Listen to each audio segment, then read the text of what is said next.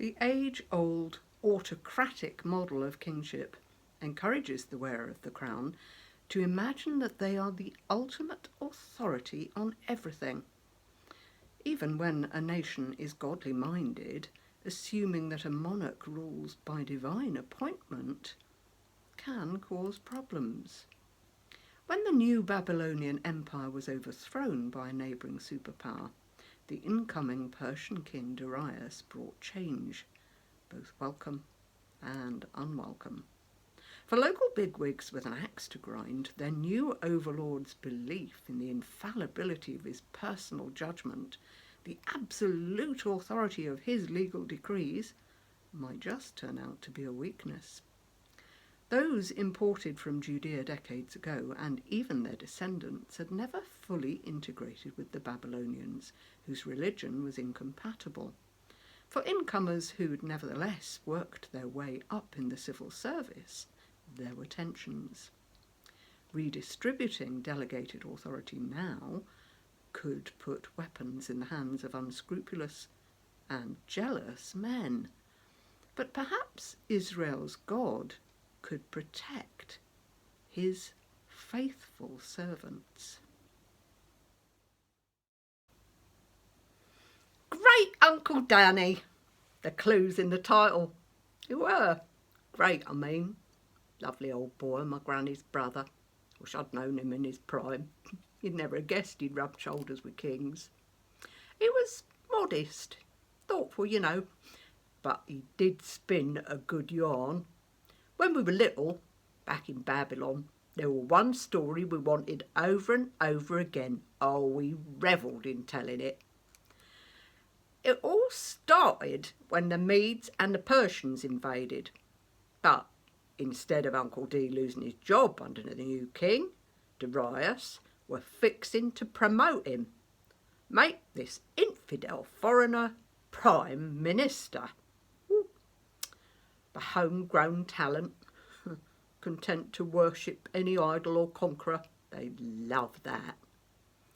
So his rivals did their best to prove that Daniel were corrupt, but he was squeaky clean. If you truly live according to God's law, integrity is guaranteed. But once they twigged that was why he would be on reproach, they made a cunning plan to catch him out. Playground games, only with higher stakes. King Darius naturally had an ego. He weren't all bad, you understand. He rated Uncle D for starters. The Babylons, they knew religious differences were key, so they persuaded King D to issue some ridiculous edict to ensure stability, Your Majesty, obviously, prohibiting subjects from worshipping anyone or anything but him for a month. Enormously proud of his own excellent judgment and sitting fairly light to religious concerns, he made it known that the laws of the Medes and the Persians could never be revoked. He duly signed their daft decree, thought no more about it. Us Judeans, we'd had our religious scruples used against us before, remember the Jerusalem 3 and the fiery furnace. But Uncle Dan just ignored the order, stuck to his prayers at home in front of the window, morning, noon and night. Oh, the state guard dashed out and arrested him.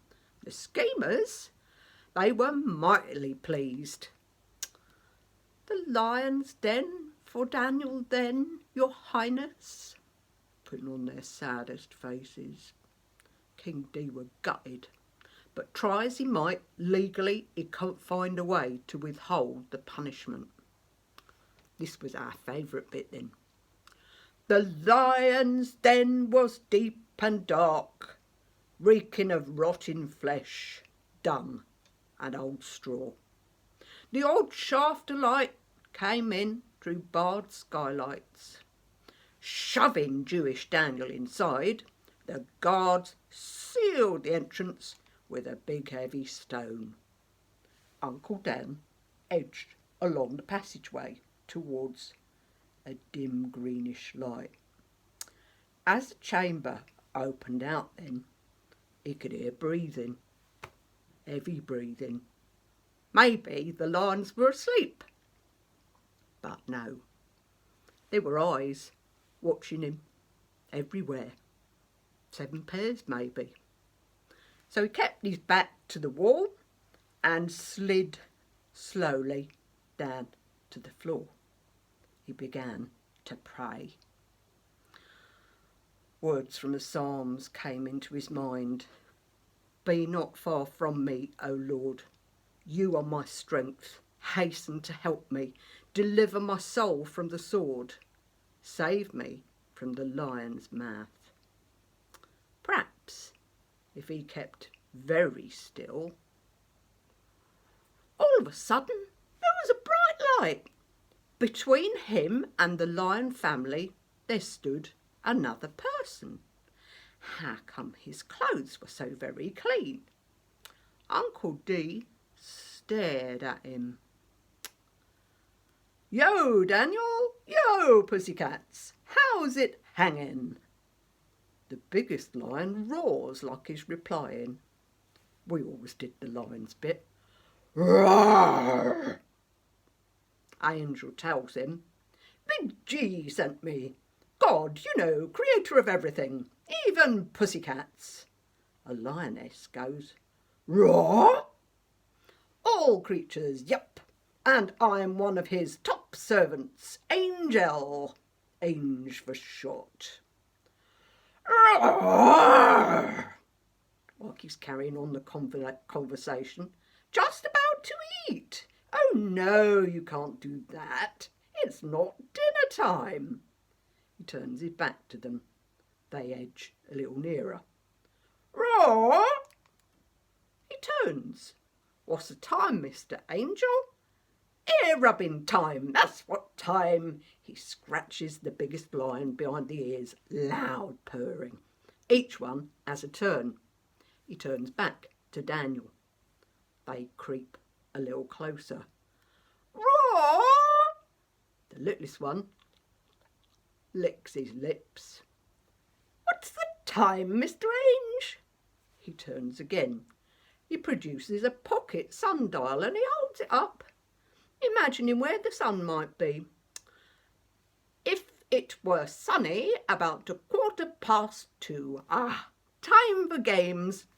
You're it. He and the lions chase each other round the den, dodging and weaving till they get tired and flop down in a heap, panting. He turns away. The lions stalk a little closer. Roar! Roar! Is it snack time, Mr. Ange? He turns back. Gracious me, no, it's nap time. The pride members suddenly collapse at once into a heap and start snoring. Using one of them for a pillow, the angel closes his eyes. Suddenly, there's a shout from outside. Daniel, Daniel, has your God managed to save you from the lions? The king hadn't slept a wink, unlike Uncle Danny, whose eyes snap open. Yes, your majesty, he sent an angel to close the lions' mouths. But he's all alone, except for that pile of sleeping lions. Fancy, it must all have been a dream, like old King Nez's. Once he's safely outside, the king leads his protege away, past the Babylon informants, being dragged protesting towards the lion's den.